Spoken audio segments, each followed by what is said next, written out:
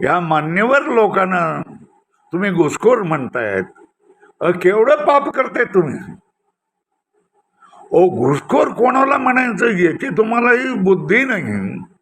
घुसखोर कोणाला म्हटलं जातं हेही तुम्हाला कळत नसेल तर तुम्हाला मूर्खाच्या कोठीमध्येच बसवलं पाहिजे ना. मी सांगतो ना तुम्हाला, पाकिस्तानामध्ये राहून पाकिस्तानचं नागरिकत्व असताना, भारताचं नागरिकत्व नसताना छुप्या मार्गाने, अवैध मार्गाने भारतात प्रवेश करणं आणि घातपात करणं, अशा लोकांना पाकिस्तानी घुसखोर असं तऱ्हेने म्हणतात. म्यानमारचे रहिवासी असताना बांगलादेश मार्गे खोटे नाटे कागदबस्त करून भारताच्या सगळ्या प्रदेशामध्ये येणं, यांना बांगलादेशी घुसखोर अशा तऱ्हेने म्हणतात. हे घुसखोर या आपल्या देशाच्या सगळ्या लोकसंख्येला, सगळ्या राजनीतीला हे धोकादायक आहेत आणि यांना लवकरात लवकर हाकलवलं पाहिजे. पण तुम्ही या 20 लोकांना घुसखोर म्हणतायत. असली कोणती घुसखोरी यांनी केलेली आहे. यांच्या 7-7 पिढ्या, 8-8 पिढ्या या पांडुरंगाच्या सेवेमध्ये गेलेल्या आहेत, धर्मप्रसारामध्ये गेलेल्या आहेत. हे इथले रहिवासी आहेत, हे इथल्या संविधानाला मानणारे आहेत, इथे मतदान करतात. यांना तुम्ही घुसखोर म्हणतायत.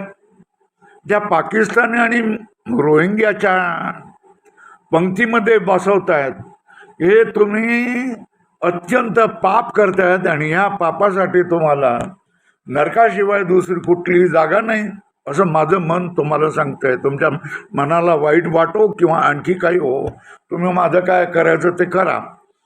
पण पुण्य म्हणता व्हावे घेता सज्जनाची नावे, सज्जनांचे नावं घेऊन आपल्या गाठीला पुण्य करावं. आणि तुम्ही जर त्यांचा द्वेष करत असाल तर तुम्ही पापी आहेत. आणि हे पाप, तुम्ही पाप केल्याबद्दल तुम्हाला नरकाला जावं लागेल. आणि याच जीवनामध्ये तुमची अवस्था काय होते हे तुम्ही पाहून घ्या. तुम्हाला पश्चाताप होईल या सगळ्या गोष्टीचं. तुम्ही जे बोलतायत, काही अधिकार नसताना, अनधिकारी असताना चेष्टा तुम्ही करतायत, याची फळं तुम्हाला भोगल्याशिवाय राहणार नाहीत. अरे तुम्ही या मान्यवरांना, 20 लोकांना प्रश्न विचारतायत आणि ते प्रश्न विचारण्यामध्ये स्वतःला काय करताय, मोठी फुशारकी मारतायत. अरे मूर्खानं, अरे प्रश्न तरी काय विचारायचे, कसं विचारायचं याचं कोणाकडून तरी शिकवून घ्या ना. तुम्ही जे प्रश्न विचारलेले ना, 20 प्रश्न विचारलेले आहेत ना, त्या सगळ्या प्रश्नाची मी उत्तरं देऊ शकतो.